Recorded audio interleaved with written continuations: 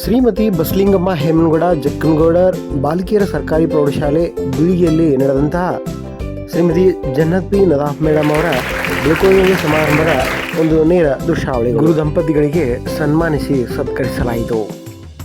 ತಮ್ಮ ಸೇವಾ ವೃತ್ತಿಯಲ್ಲಿ ನಡೆದು ಬಂದ ಹಾದಿಯನ್ನು ಹಾಗೂ ಈ ಶಾಲೆಯನ್ನು ಹಾಗೂ ವಿದ್ಯಾರ್ಥಿಗಳನ್ನು ಸ್ಮರಿಸಿ ವಿದ್ಯಾರ್ಥಿಯನ್ನು ಉದ್ದೇಶಿಸಿ ಮಾತನಾಡಿದರು.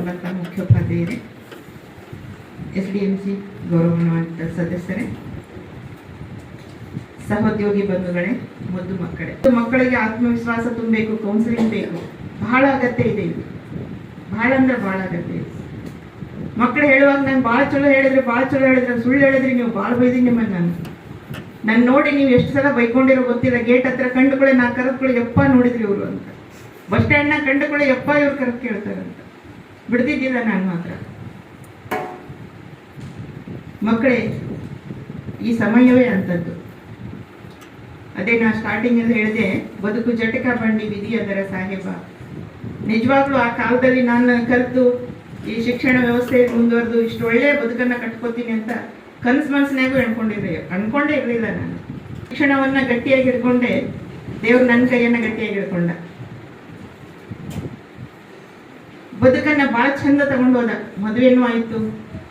ಚಿಕ್ಕಮಗಳೂರಲ್ಲಿ ಮೊದಲನೇ ಸಲ ಶಿಕ್ಷಕಿಯಾಗಿ ಹೋದಾಗ ಬಹಳ ಕೆಳಮಟ್ಟದ ರಿಸಲ್ಟ್ ಇತ್ತು, ಬಿಲೋ 40. 15 ದಿವಸದೊಳಗೆ ಎಷ್ಟು ಜನ ಅಧಿಕಾರಿಗಳು ಬರ್ತಾರಂತಿಲ್ಲ. ಮೊದಲನೇ ವರ್ಷವೇ 100% ರಿಸಲ್ಟ್. ಆನಂತರ ನಿರಾಳ ಆಯಿತು. ಸ್ವಲ್ಪ ಬಂದು ನಿಮ್ಗೆ ಬೇಕಾದದ್ದನ್ನ ಒದಗಿಸ್ತೇನೆ. ನನ್ನ ಕಾಯಕವೇ ಅದು, ಮಕ್ಕಳನ್ನ ಕಲಿಸುವುದು. ಯಾರು ಶಾಲೆಯನ್ನ ಬಿಡಬಾರ್ದು, ಸ್ವಾವಲಂಬಿಗಳಾಗಬೇಕು. ಶಿಕ್ಷಣದಲ್ಲಿ ಮೊದಲು ಮಹಿಳೆಯರು ಬರಬೇಕು.